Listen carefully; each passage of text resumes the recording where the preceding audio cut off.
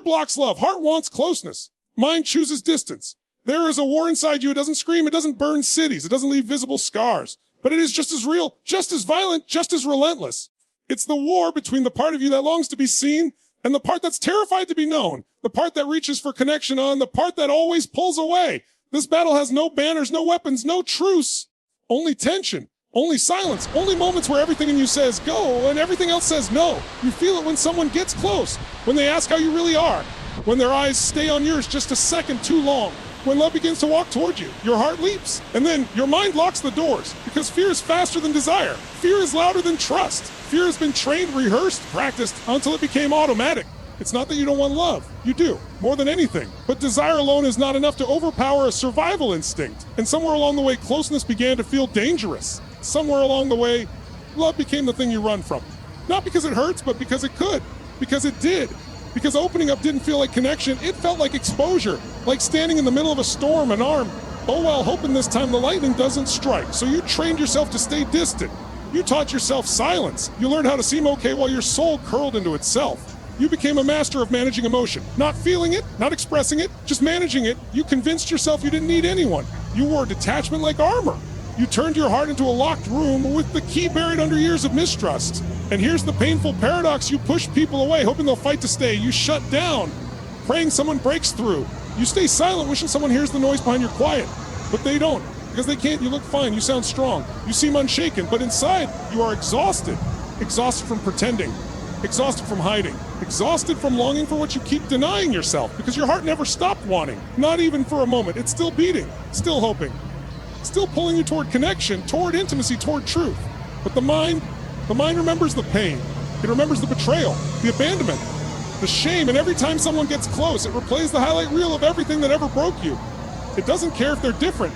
It only cares that love, once upon a time, felt like danger, so it chooses distance every single time. And the result, you live in limbo, not lonely enough to call it heartbreak, but not whole enough to call it love. You live suspended in the space between craving and protecting, between desire and defense, between the truth of your heart and the lies of your fear. And somewhere deep down, you know this war inside you. It won't stop until you choose a side, until you stop letting fear lead, until you stop mistaking distance for strength. Because what if love isn't the enemy? What if vulnerability isn't weakness? What if the real danger is never letting anyone see who you are? What if the real danger is never letting anyone see who you really are? What if the deepest wound isn't what they did to you, but what you've done to yourself ever since? The shutting down, the silence, the self-protection that became self-abandonment. Because when you silence your heart to protect your mind, you betray the most authentic part of yourself.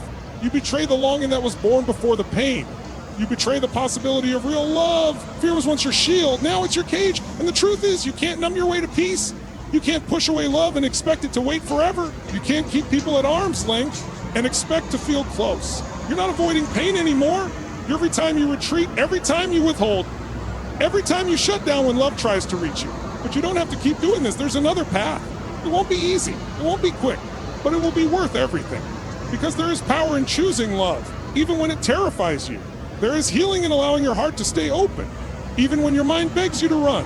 You don't need to destroy your armor overnight, but you need to see it, name it, understand what it's cost you, and then you begin to loosen it, layer by layer, not to become weak, but to become free. Because this isn't about them. This has always been about you. Your heart, your truth, your healing. And if you don't take back your power, if you don't rewrite the story, if you don't stop choosing distance over connection, then this silent war will never end. But here's the hope: the war only continues if you keep fighting against yourself. The moment you choose to let love in, even in small, tremblings to shift. Not because fear disappears, but because you stop giving it the final say. And that moment, that choice, is where your real life begins. Your heart never stopped wanting. Not for a moment, not through the pain. Not even when it was shattered. Even when you convinced yourself you were fine. Even when you built walls higher than your hopes. Even when you wore numbness like armor, your heart kept beating, kept whispering, there has to be more than this, because the heart is stubborn. Not weak, not foolish, not naive, stubborn, relentlessly hopeful. Unapologetically alive, the mind forgets, the body tenses. But the heart remembers what it means to be whole. It remembers the joy that once didn't need permission. The laughter that wasn't guarded. The warmth of being held without fear of it being taken away. It remembers love in its purest form, before the trauma, before the silence, before the self-protection swallowed everything. But here's the tragedy: the more pain you experience, the more you think you need to forget love to survive. So you suppress. You distract, you chase validation instead of vulnerability. You start settling for shallow when your heart is screaming for depth. You confuse attention with connection. You confuse people being around with people being present, and slowly, quietly, you start to believe that maybe love just isn't for you, that maybe some people are too complicated, too damaged, too much. But the truth, it's not that love isn't for you. It's that love that doesn't see you. All of you was never real love to begin with. The heart doesn't want performance. It doesn't want perfection. It doesn't want masks or roles or applause. It wants presence. It wants a place where it can simply rest. And underneath all your overthinking, underneath all your I'm okay and I don't care, your heart is tired. Tired of pretending, tired of surviving, tired of being pushed to the background of your own life. Because what it wants, what it has always wanted, is closeness. Not surface level, not temporary, not something that only feels safe when you're not too exposed. No, real closeness. The kind where you are seen deeply, where you are known and not rejected, where your silence doesn't need translation. But here's what the mind doesn't understand. Closeness isn't a threat. It's a mirror. It shows you everything you've been running from. Your wounds, your fears, your need for control. But it also shows you your light, your capacity to love without limits, to give without losing, to receive without guilt. The mind runs from discomfort. The heart runs toward healing. And healing always starts in the space where you let someone truly in, even if it shakes, even if it breaks, even if it feels like standing naked in the middle of a storm. Because vulnerability is not weakness. It's the most honest form of courage you'll ever live. But most people never give their heart that chance. They cage it, silence it, distrust it, and wonder why their life feels hollow. Your heart is not the enemy. It's not reckless. It's not trying to destroy you. It's trying to wake you up, trying to pull you back to who you were before fear taught you to hide. It's asking, will you keep living in the safety of isolation, or will you risk the beauty of intimacy? Because the heart knows real love is not a guarantee, but disconnection is a slow death. You weren't born to live behind walls. You weren't created to numb, deflect, detach, and disappear. You were built to feel deeply, to give without fear, to open without shame, to stand in the raw, untamed truth of who you are and still be loved. That is what your heart was made for. That is the life it's still fighting for. And no matter how many times you've silenced it, it hasn't given up on you. Not once. So the question is, when will you stop giving up on it? The mind was never the enemy. It wasn't born to sabotage your happiness. It wasn't designed to destroy your relationships. It didn't begin as a wall. It began as a shield. Because once you needed protection, you needed to survive moments that were too painful, too overwhelming, too unsafe to feel in real time. So the mind stepped in, took over, did what it was designed to do, analyze, categorize, defend. It studied the patterns and watched people change. It learned that sometimes love disappears without warning, and safety is a luxury you can't afford to count on. So it made a promise, I won't let that happen again. And it meant it. It built armor out of logic. It covered your wounds in detachment. It whispered, don't get too close. Don't show too much. Don't need anyone. And at first it worked.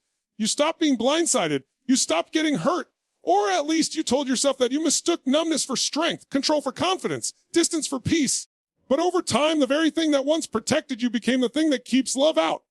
Because the mind doesn't care if someone's different. It doesn't care if they're genuine, present, safe. It doesn't measure the now. It remembers the then. The moment someone gets too close, the mind hits rewind. It replays betrayal like a broken record.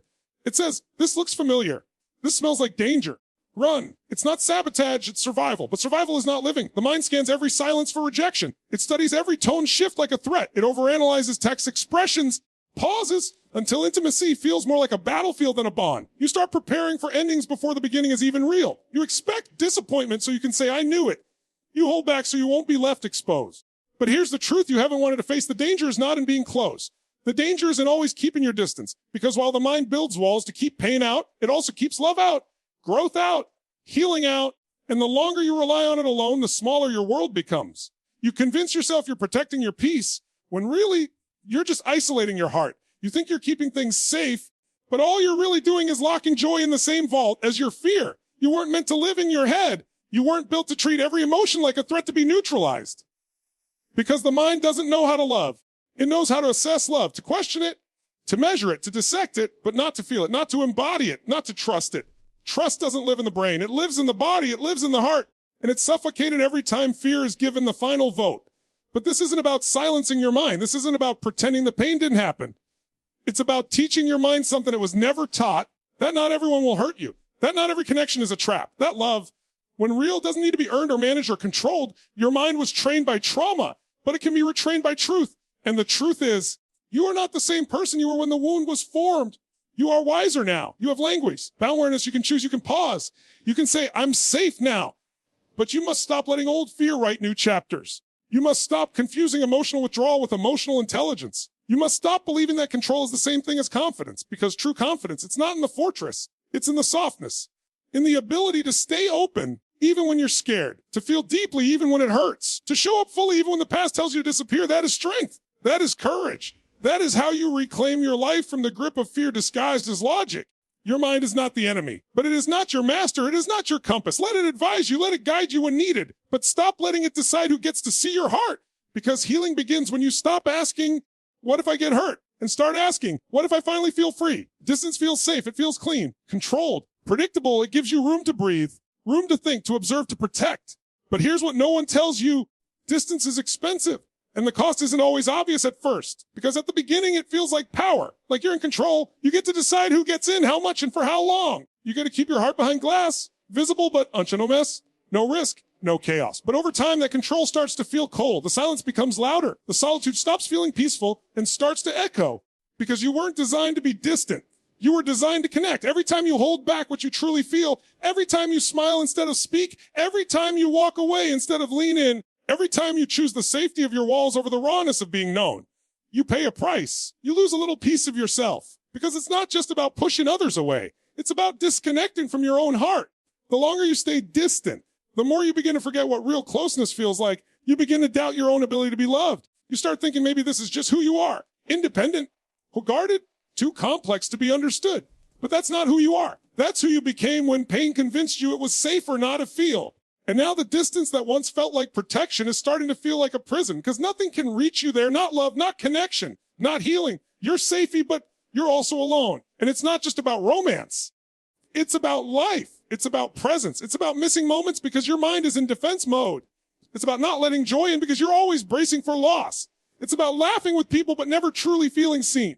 That's the cost. That subtle ache, though something's missing, even when everything looks fine. And the truth, that ache, you won't go away by achieving more. It won't disappear by staying busy. It won't be silenced by being strong, because that ache is not weakness. It's a signal. It's your heart trying to tell you this distance is not where you belong. And if you're honest, you feel it in the way your chest tightens when someone asks you a personal question, in the way you change the subject when the conversation gets too real, in the way you crave closeness, but sabotage at the moment it shows up. You say you want intimacy, but you flinch when it knocks. You say you want truth, but you filter every word. You say you want to be known, but you only show the parts that feel safe to share. That's the cost. A life that is technically full, but emotionally starved. And the longer you live in that space, the more distant you become from your own emotions, from the people who care, from the present moment. Eventually, you forget how to let love in. Not because it stopped showing up, but because you stopped recognizing it. You turned the volume down so low on your heart that even when love is speaking directly to you, you can't hear it anymore. But it's still there, still waiting, still fighting to be felt. Because deep down, closeness is what heals. Not more space, not more analysis, not more distractions. You don't need more distance. You need more courage. Courage to be seen. Courage to be wrong sometimes. Courage to say, I'm scared, but I'm here. Because that's how trust is built. Not through perfection, but through presence. And no matter how tightly you've held your boundaries, no matter how many times you've chosen silence over vulnerability, you can still choose again. You can still walk toward what you've been avoiding. You can still reclaim what fear tried to steal. Because while distance may have protected you once, it's now costing you everything you secretly wish for. And there comes a moment when the cost becomes too high. When staying guarded starts to feel heavier than the risk of being real. When pretending to be okay hurts more than telling the truth, that moment is now, not someday. Not when you've healed enough, not when it feels perfectly safe. Now, because life is happening in real time, and every moment spent holding back is a moment of connection you'll never get back. Patterns don't break by accident. They don't fade with time. They don't shatter because you finally suffered enough. Patterns break through intention, through awareness, through brutal honesty with yourself. And most of all, they break through choice. Because what you call your personality may just be your survival. What you call I just don't open up easily might be the echo of a moment you were punished for being soft. The truth is, many of your habits aren't yours. They were inherited from pain, passed down from silence, built from wounds you were never given permission to process. But you've worn them so long, you don't question them anymore. You just say, that's the way I am.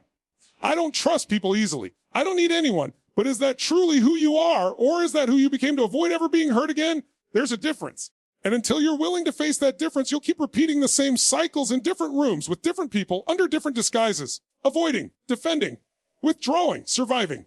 But here's the moment of power. You can stop, not all at once, not overnight, but with one small act of defiance against your own fear. You start by noticing the reflex to pull away when someone gets too close, noticing the way you dismiss compliments, Noticing the tightness in your body when you want to speak your truth, but silence swallows it. Awareness is the beginning, but awareness without action is just observation. So you act.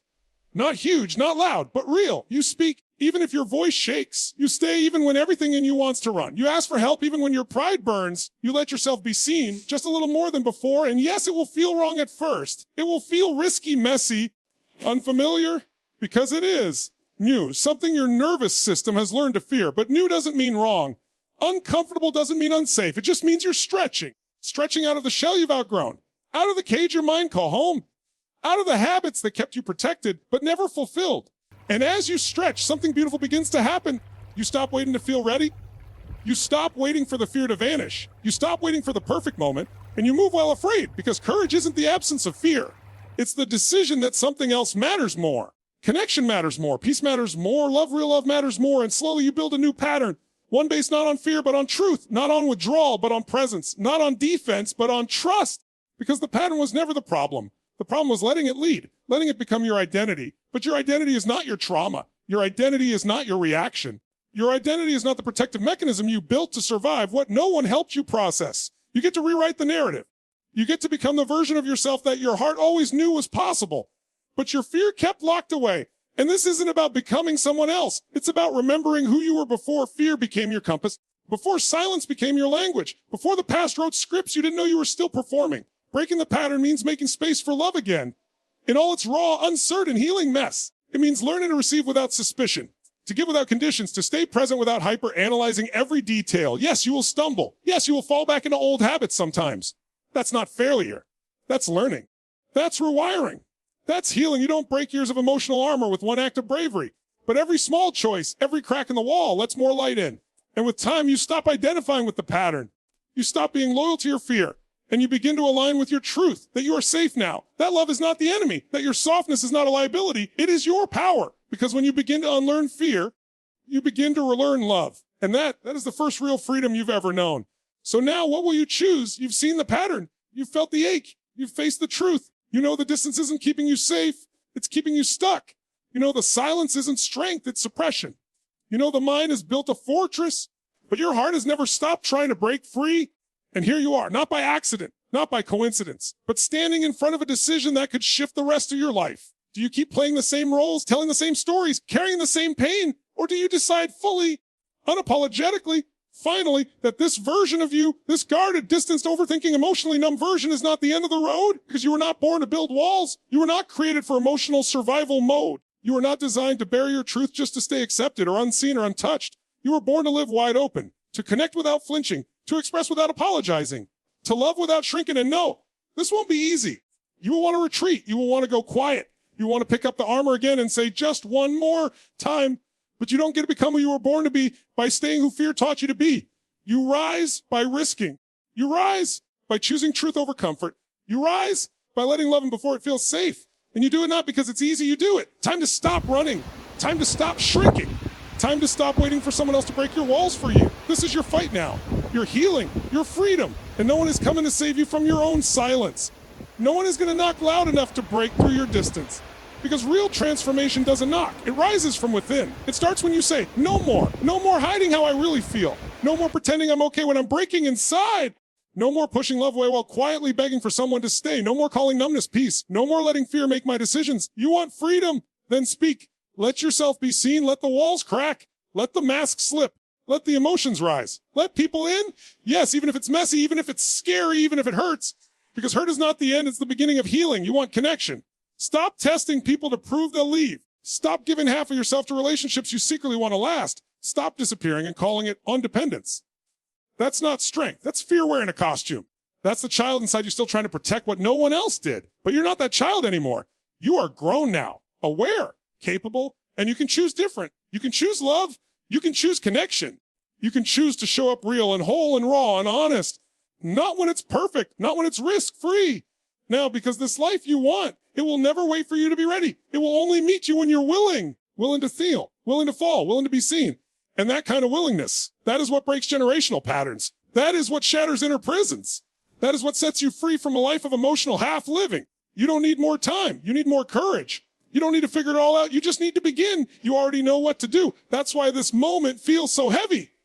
That's why your chest is tight and your soul is loud. Because this isn't just a decision. It's a turning point, a breaking open, a becoming. So choose it. Choose the risk. Choose the mess. Choose the beautiful chaos of becoming someone who lets love in without conditions. Don't wait for the fear to go away. Move through it. Let it tremble. Let it scream. But don't let it stop you. You are not here to survive love. You are here to live it, to feel it, to create it, to let it make you whole again.